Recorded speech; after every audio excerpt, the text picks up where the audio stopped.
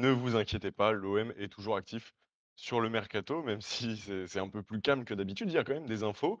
Ben Sebaini, Medina, des profils, dont on a parlé en défense très récemment et depuis le début de ce mercato, expérimentés, voilà, qui pourraient redonner une vraie gueule à l'Olympique de Marseille. Mettez-vous bien. Salut, c'est Tino les gars, bienvenue sur Massilia Zone. Voilà, je rentre du taf, voilà, il fait très, très chaud. Je rentre du taf et je suis avec vous pour décortiquer ces petites, rumeurs, parce que ça bouge aussi, dans l'autre sens, sur les actus OM. Il y a Luis Felipe qui est sur le départ, vers une résiliation de contrat, donc finalement, ça a été un fantôme et un ancien du Vélodrome qu'on n'attendait pas forcément, dont on n'attendait pas forcément le retour, qui pourrait bien revenir. Voilà la petite surprise. Donc dans cet épisode, comme d'habitude, on passe en revue toutes les rumeurs, les dossiers chauds, les noms qui circulent et on décrypte, de ce que ça dit, même hors, mercato, sur, le futur, visage de l'OM. Préparez-vous. Avant toute chose, j'aimerais que vous alliez, s'il vous plaît, vous abonner à Massilia Zone sur YouTube déjà, c'est très important, mais aussi, sur Twitter, sur Instagram et sur TikTok et aussi essaye de liker cette vidéo si c'est dans ton pouvoir parce que ça nous met l'algorithme dans la poche et ça régale. On va commencer sans plus tarder. Ben Sebaini, on en a parlé récemment, on en a parlé, régulièrement. C'était même, souvent c'était un joueur qui était souvent dans nos mercatos idéal, parce que ça se dit pas en français. Pour l'heure, aucune offre officielle n'est venue confirmer l'avancée des négociations, d'accord. Mais le dossier Ben Sebaini, selon DZ Foot, pourrait bien devenir l'un des feuilletons du mercato estival à Marseille. Ben Sebaini, c'est oui. Ben Sebaini, c'est oui direct, hein, il y a même pas à chercher. On avait fait justement un un épisode consacré à Ben Sebaini pour décortiquer le profil du latéral, de l'Algérien, donc du défenseur algérien, c'est plus qu'un latéral, c'est un joueur hybride. C'est un joueur polyvalent, il peut jouer, en défense dans une défense à 3, il peut jouer, dans l'axe, il peut jouer, dans une défense à 2 même, il peut jouer en tant que latéral.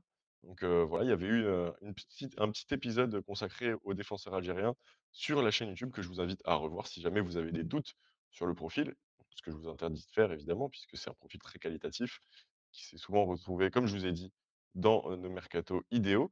La piste semble quand même un peu gelée parce que, voilà, pour l'instant, il y a pas trop de négociations.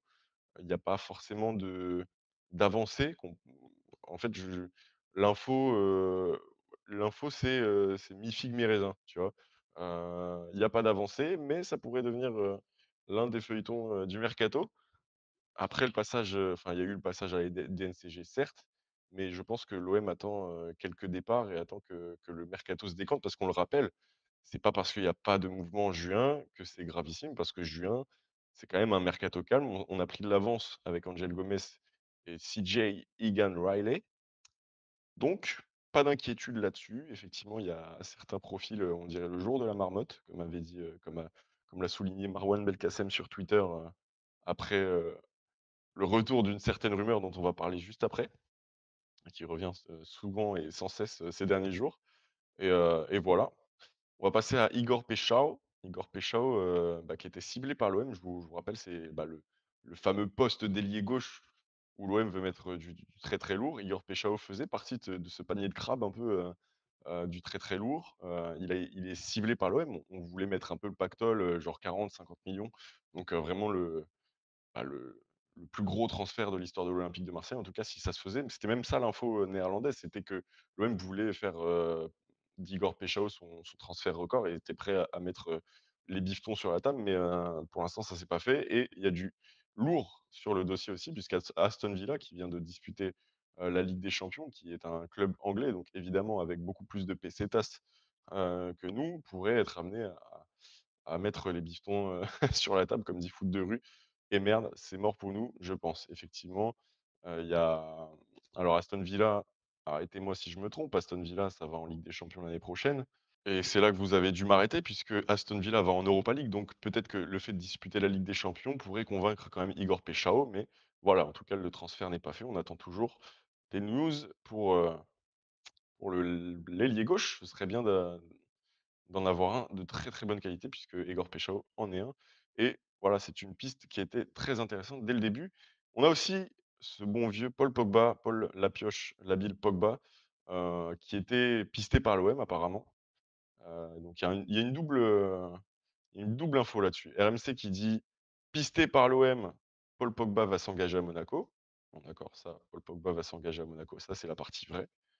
La partie où on a un peu de doute, c'est pisté par l'OM. Est-ce qu'il y a vraiment un intérêt au-delà du mercato hivernal? On savait que, heu, c'était un peu les doutes, sur Pogba, il a pas joué depuis 2 ans et demi, voilà, c'est peut-être un peu un risque. À mon avis, Paul Pogba a fait un effort salarial pour s'engager à Monaco, mais en tout cas, voilà, RMC, par l'intermédiaire de Fabrice Hawkins, sort ça, mais selon Foot Mercato, l'OM ne s'est jamais positionné sur Paul Pogba, en tout cas cet été, j'ai l'impression. Donc bon vent, la pioche. Dommage. Dites-moi ce que vous en pensez. Est-ce que vous auriez aimé, avoir, Paul la Big Pogba dans votre effectif? Moi, ça m'aurait pas dérangé.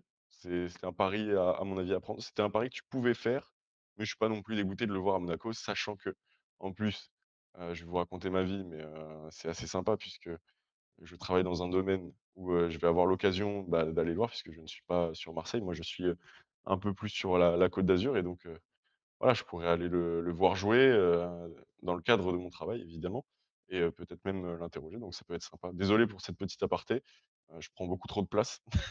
On va passer, à la prochaine, rumeur. C'est, Tutto Mercato Web, donc c'est, médaille de bronze, hein. Quand on met médaille de bronze, ça veut dire que l'info est potentiellement, bidon. Tutto Mercato Web, voilà, média qui nous provient de l'autre côté des Alpes, en Italie, la Lazio ne devrait pas lever l'option d'achat de Samuel Gigot à l'issue de son prêt, parce qu'ils ne sont pas forcément satisfaits de son rendement, sportif et donc le joueur retournerait à Marseille. Pour rappel, évidemment, puisque nous sommes un média d'investigation, nous sommes allés retrouver le communiqué de la Lazio et nous avons évidemment traduit du français à l'italien puisque nous sommes bilingues. Pour rappel, la Lazio indiquait l'été dernier à sa signature que l'OA du joueur était bien lié à des performances sportives. Sachant que Luis Felipe va résilier son contrat avec l'OM, est-ce que vous n'êtes pas content si Samuel Gigot revient?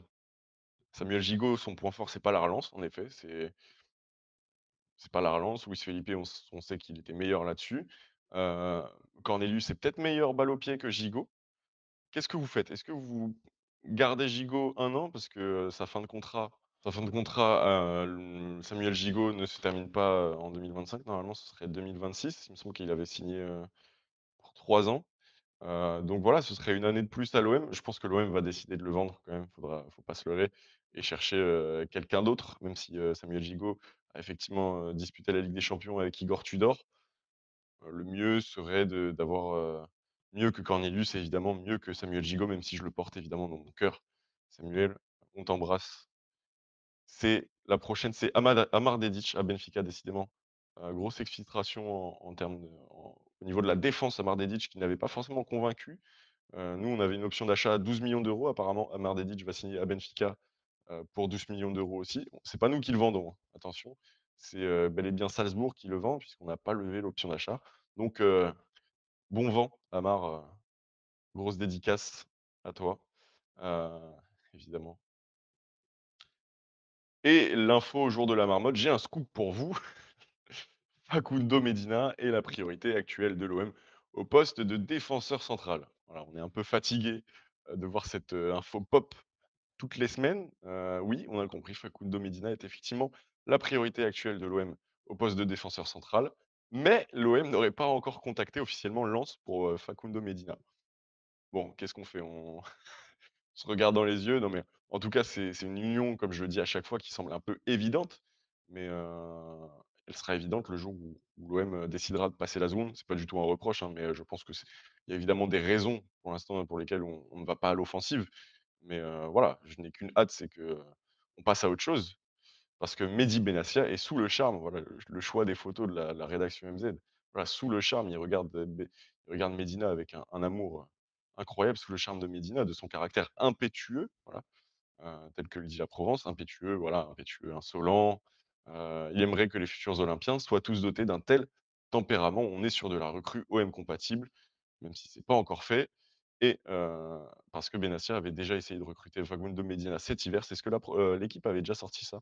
Donc voilà, ça date pas d'hier et je pense que la volonté du joueur aussi ne date pas d'hier. Parce que Lens mais le seul problème, c'est que Lens espère récupérer entre 20 et 25 millions d'euros, donc recruter 20 et 25 millions d'euros pour, Facundo Medina. Tandis que l'OM, lui, espère plutôt, l'attirer entre 17 et 20 millions d'euros. Donc on verra bien si Lens, se montre classe envers, son joueur qui leur a rendu tant de services, hein, et on sait Medina a rendu énormément de services, à Lens, donc ce serait bien leur rende, que Lens rende l'appareil à Facundo Medina et qu'il le laisse partir pour une somme, au rabais. Heu, voilà, après ils font ce qu'ils veulent, hein, mais voilà, c'est juste une suggestion. On a aussi une news qui est pas mal, c'est l'OM veut recruter Jordan Henderson gratuitement. Jordan Henderson, vous le connaissez très bien si vous regardez la Ligue des Champions, si vous avez regardé la Ligue des Champions, il y a 1 an, enfin il y a, plus, 5-6 ans quand même avec, Liverpool, c'était le patron. Aujourd'hui, il est à l'Ajax. Voilà, c'est l'info sortie par le Daily Mail. Alors en termes de fiabilité, nous on a mis la médaille 1, mais, petit erratum, c'est la médaille 3. Voilà, Henderson, un bon meneur d'hommes, ça dépend si tu perds, Bennacer ou Rongier. Ça peut largement faire l'affaire en termes d'expérience au milieu de terrain, sachant que tu as déjà, Angel Gomes, Bennacer, Rabiot et bah, Bennacer non, je le compte pas, Højbjerg. Je pense qu'un petit Jordan Henderson, pourrait faire l'affaire, mais vraiment idéalement. Mais attention, voilà, une clause dans le contrat de Jordan Henderson lui permettrait de devenir agent libre avant la mi-juillet et de quitter l'Ajax. Nottingham est aussi à l'affût pour le joueur, donc ça dépend. Jordan Henderson, c'est beaucoup d'années d'expérience. C'est, aujourd'hui un âge, voilà, il est né en 90, donc il a 35 ans, ça commence à faire un peu, mais à mon avis, il est pas cramé, cramé. À voir, si vous êtes pour l'Ajax et que vous avez regardé l'Ajax l'année dernière, dites-nous ce que vous en pensez. Mais voilà, Jordan Henderson dans un vestiaire, je ne dis pas non, parce que voilà, il a pas les pieds carrés maintenant. Je pense, que ça devrait faire l'affaire, à moins qu'ils veuillent rallier, traverser la Manche pour revenir outre-Manche, évidemment. Prochaine info, c'est qu'on va, se faire shipper, on va dire, Noah Lang, puisque Naples, après nous avoir shippé, Kevin De Bruyne, il nous avait jamais répondu au téléphone, nous ship, Noah Lang, voilà, qui ils sont déjà d'accord avec le joueur. Donc Naples, ça va avoir une sacrée équipe l'année prochaine, mais comme, voilà, on n'est pas sur Napoli zone, mais c'est très intéressant quand tu es amoureux du football de voir un Naples en Ligue des Champions avec du Noah Lang, du Kevin De Bruyne. Franchement, ce sera à suivre attentivement parce que ça peut faire pchit comme ça peut faire, très, très mal. Donc voilà, Naples avance, donc ce sera pas pour nous. Est-ce que ce sera l'occasion d'avancer sur, Igor Peshao? Est-ce qu'on hésitait entre lui et Igor Peshao? Nous verrons bien. En tout cas, transfert de 25 millions d'euros, c'était dans les clous de l'OM. Hem, voilà, un peu frustré, mais bon, passons à autre chose et on va l'avoir cette petite pépite, en ailier gauche. Et voilà, dernière info, c'est Foot Mercato qui l'a sorti, le Paris FC a contacté Chancel Mbemba.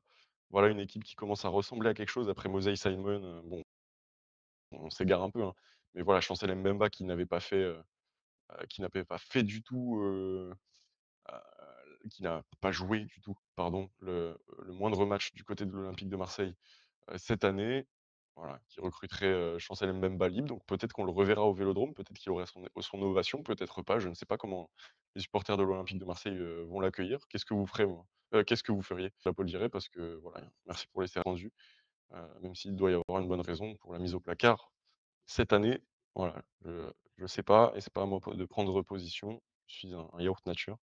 Laissez-moi tranquille et voilà. Bon, c'est l'occasion de le revoir. En tout cas, Chancel, bon courage, bonne chance, là où tu iras et voilà, ce sera avec plaisir de te revoir au Vélodrome.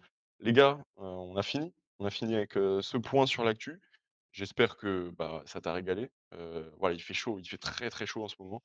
Heu, hydratez-vous, couvrez-vous, c'est important. Heu et puis, heu et puis moi je vous dis, ciao pour de prochaines actus. C'était Tino. Alors, il faut que tu t'abonnes évidemment à la chaîne YouTube, il faut que tu t'abonnes sur Insta, TikTok, Twitter comme je le dis souvent, mais le plus important c'est de liker et n'hésite pas à mettre des commentaires si tu as entendu, une dinguerie de ma part. Si tu veux débattre avec moi, je serai très heureux de te répondre en commentaire. Moi je te dis ciao, allez l'OM, salut.